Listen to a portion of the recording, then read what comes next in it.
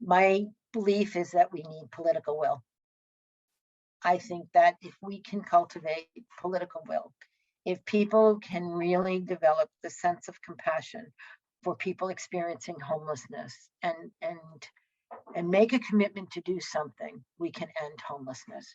So in my view, first step is not to make them invisible, is not to look the other way when we pass a homeless person on the street, is not to look beyond the huge slum that we see in front of us, but is to really engage with the individual and with the situation and really try to understand the experience so that we motivate ourselves to stay with this issue and move forward.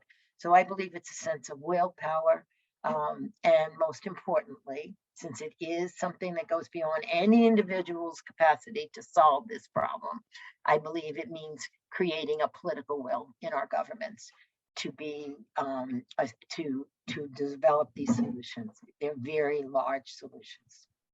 I think there are so many ways of answering that question. And, you know, I think every individual, every institution needs to think about that question in terms of what should my response to homelessness be?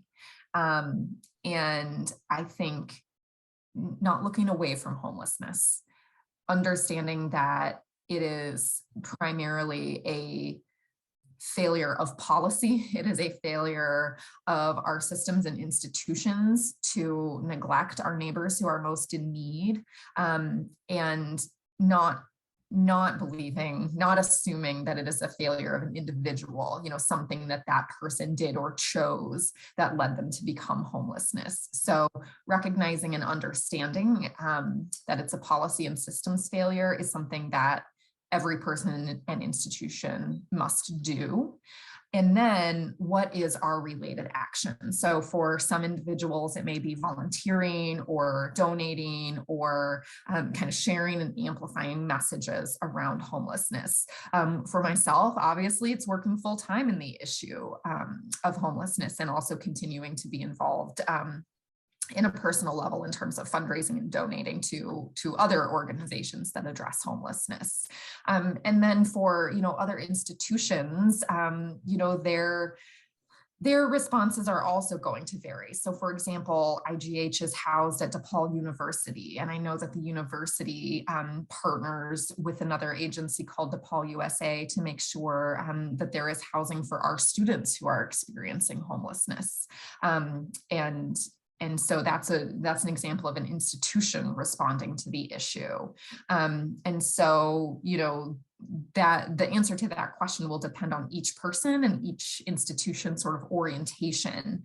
But thinking it through and taking an appropriate action after a person or institution has thought that through is what must be done. At its core, homelessness is a loss of community, right? The community has failed that individual over and over and over by the time that they become homeless. And so the solutions to homelessness are going to require a whole of community response, right? So each individual, each organization within that community has something to do about the issue of homelessness. That something will vary based on each person or institution's role in creating the issue in the first place. To really end homelessness needs a multifaceted approach. Having a global policy on ending homelessness is just the beginning. The real work has to be done at the national, state, local levels through concerted advocacy to integrate these policies into the national plans and programs and budgetary allocations.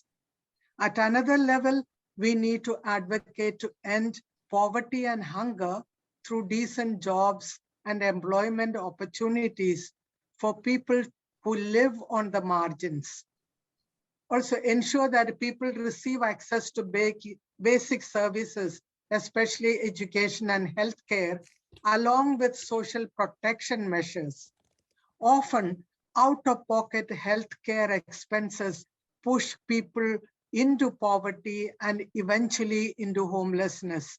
They may mortgage their home for caring for the loved ones at home.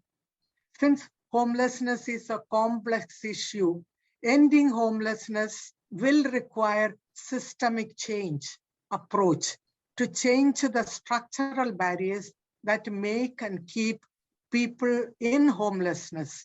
There is no single approach. The local, national situations will dictate the avenues we take to advocate.